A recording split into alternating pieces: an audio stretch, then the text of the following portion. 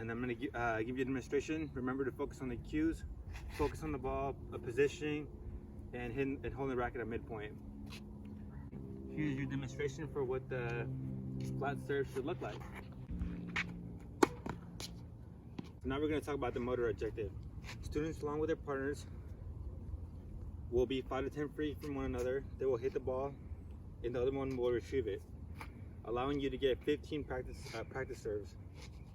And I'm going to give you a demonstration right now.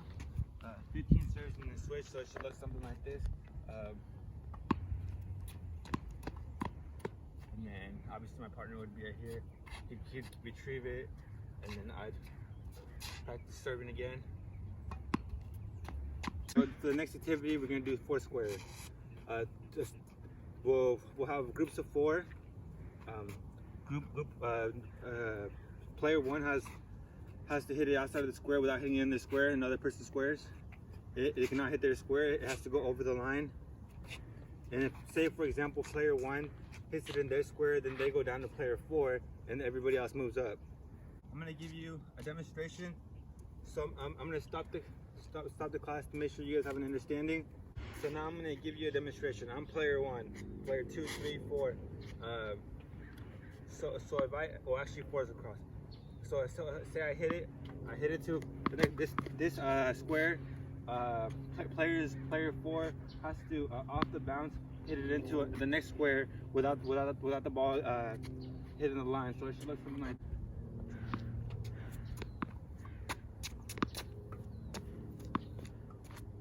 Obviously, it would be a lot easier with 4 people, but we're working with what we have, and that's what it should look like. So now I'm going to stop the class. What the cues are. Cues are holding the racket at midpoint, athletic stance. So now we're going into the last activity. We're going to do catch me if you can. Each student with their partner. One will be the server, which is the runner. The other one will be the catcher. The student has to catch the ball. The student has to catch the ball off one bounce or on the fly, and that's basically how you catch them. You play until the game point 11. So I'm gonna demonstrate passing the ball down the midline. Each person has 5 tosses, and then we switch performers. I'm gonna stop the class, and want you to see certain group number 1. Beginners should have 2 or 3 more chances to catch the ball. Advanced should switch hands every other. Remember the cues. The cues are holding the racket at midpoint, athletic stance, eyes focus on the ball. And here's a demonstration of what it should look like. I'm going to do it in a small square because I, don't have a partner and I, just don't want to chase the ball. So basically, as a server, I serve the ball as hard. Obviously, I serve it harder, and I either have to catch it off one bounce or on the fly, and then we switch